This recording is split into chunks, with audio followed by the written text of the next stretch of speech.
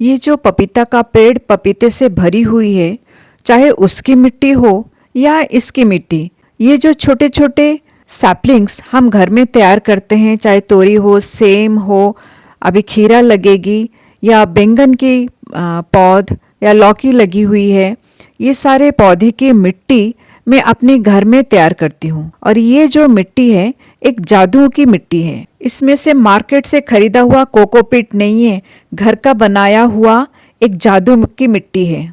ये मिट्टी दूर से इस तरह से गोबर की ढेर लगी हुई है जैसे दिखाई दे रहा है, और पास में से देखने से ये बहुत हल्की, जिसके अंदर जड़ बहुत आसानी से जा रही है और खुशबू बहुत ही अच्छा है।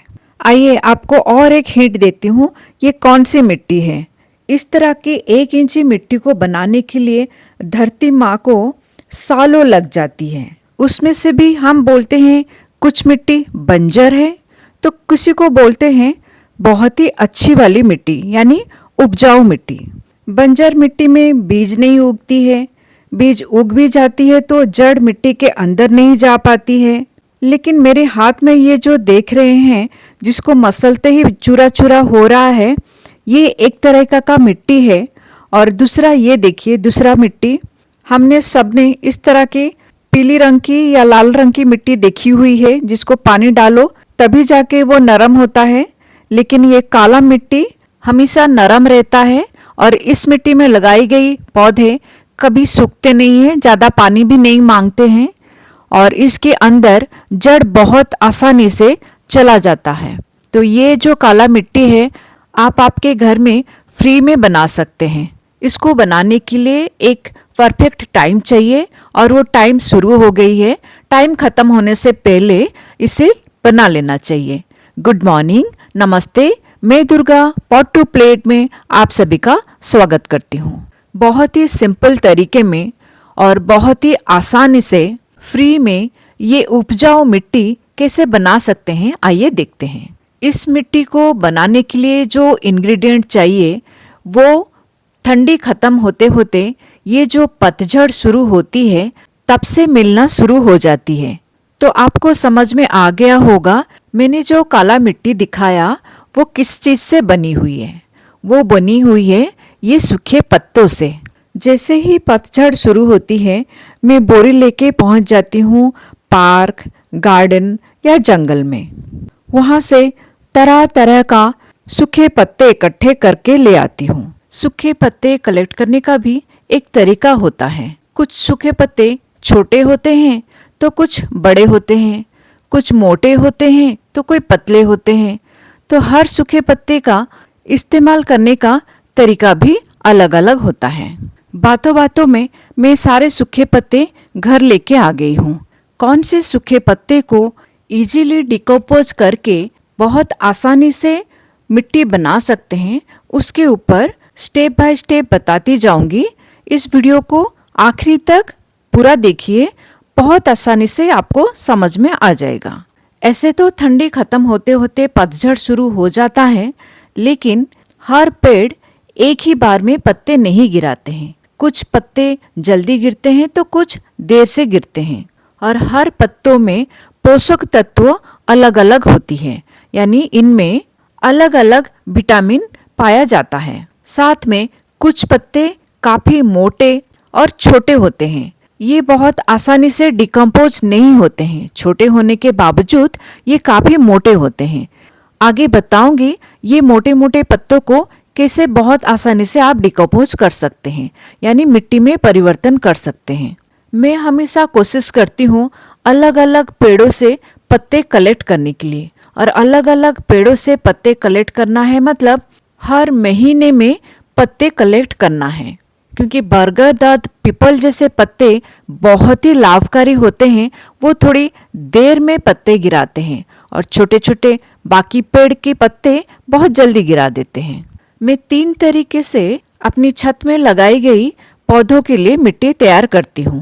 पहला तरीका मैं सबसे पहले ग्रो बैग में 4 इंची की मिट्टी का एक लेयर डाल देती हूँ। उसके ऊपर सूखे पत्ते की 6 से 8 इंची की लेयर लगाते हैं।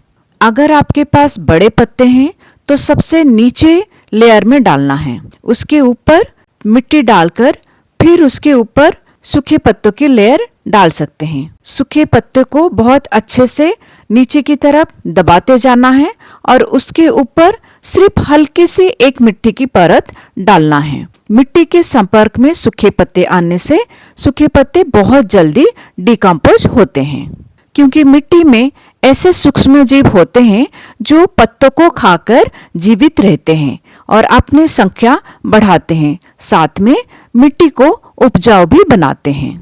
उसी उपजाऊ मिट्टी को देखने से हम बोलते हैं कि इस मिट्टी में कार्बनिक पदार्थ ज्यादा है, और जिस मिट्टी में कार्बनिक पदार्थ ज्यादा होते हैं वो उतना ही उपजाऊ होती है। आपके मन में एक क्वेश्चन आ रहा होगा, अगर इस तरह से हम मिट्टी भर देंगे तो ये मिट्टी कब तक पौधा लगाने के लिए तैयार हो जाएगा? तो मेरा आंसर है 1 महीने में ही इस ग्रो बैग में आप पौधा लगा सकते हैं। ग्रो बैग को इस तरह से फिल करने के बाद रोज इसमें थोड़ा थोड़ा पानी डालना है 1 महीने तक। तब तक ये डली हुई पत्तों की गर्माहट निकल जाएगा और पत्ते भी गल जाएंगे। उसके बाद आप किसी भी तरीके का पौधा इसमें लगा सकते हैं। इस ग्रो बैग में मैंने अभी तक 4 बोरा सूखे पत्ते डाल चुकी हूँ, लेकिन मिट्टी सिर्फ मैंने यहाँ पर 1 तसला ही इस्तेमाल किया हुआ है। अब इसके ऊपर मैं 6 इंची की मिट्टी का लेयर लगाऊंगी। उसके वजह से जो भी पौधा मैं लगाऊंगी उसको एक बेस मिल जाएगा, क्योंकि इसके नीचे पूरी तरह से पत्ते ही पत्ते भरी हुई है। तो 6 इंची की मिट्टी की लेयर जरूरी है। साथ में 1 महीना पानी डालना भी इसके ऊपर जरूरी है, नहीं तो पत्तों के गर्माहट से पौधे जल जाएंगे। इतनी बड़ी 24 बाई 24 की ग्रो बैग 4 बोरा सूखे पत्ते से और 4 तसला यानी आधी बोरी मिट्टी से ही भर गया। 1 महीने के बाद अभी जो भी पौधा इसमें लगाएंगे, ऊपर डली हुई ये 6 इंची की मिट्टी को हल्का सा हटाकर लगा सकते हैं और बिल्कुल भी पौधा खराब नहीं होगा।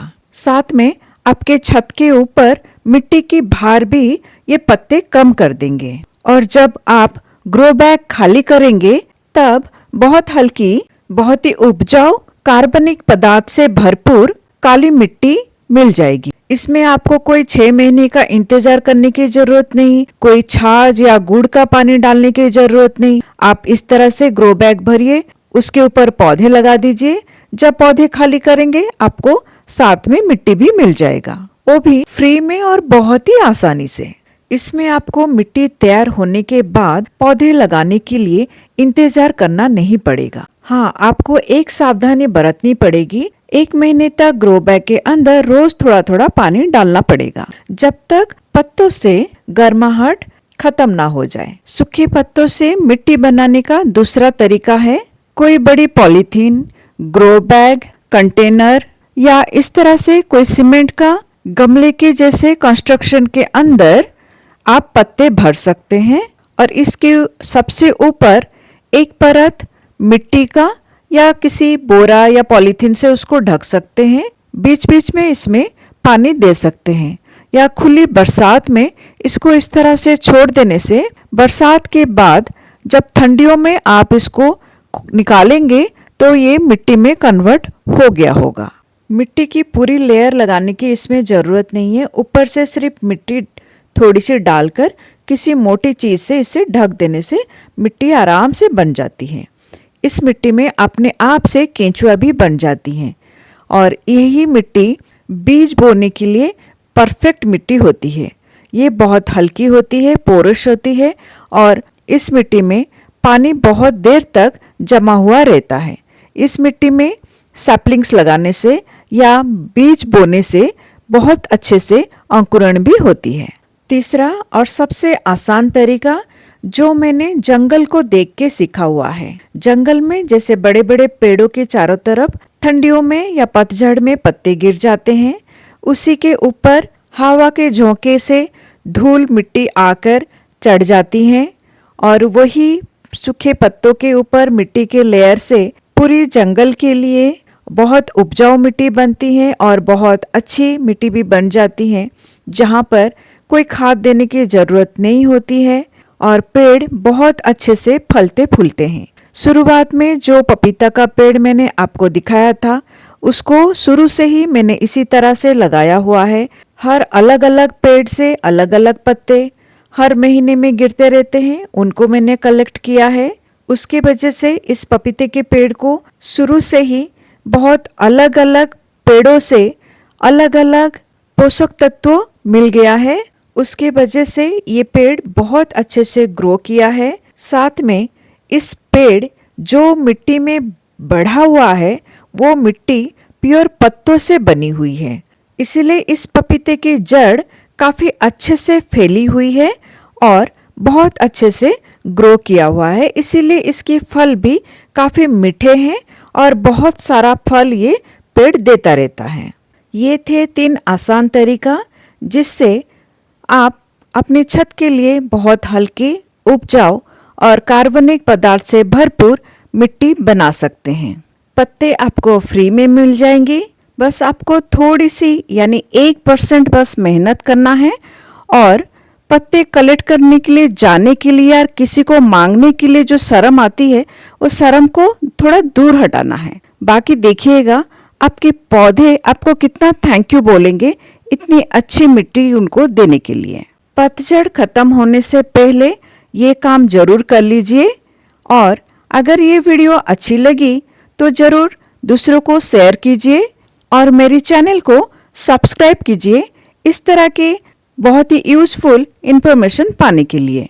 आपके मन में किसी भी तरीके का अगर क्वेश्चन है या डाउट है, जरूर कमेंट करके पूछ सकते हैं। जाते जाते इस पपीते के पेड़ को बड़ा होते हुए भी देखते जाइए।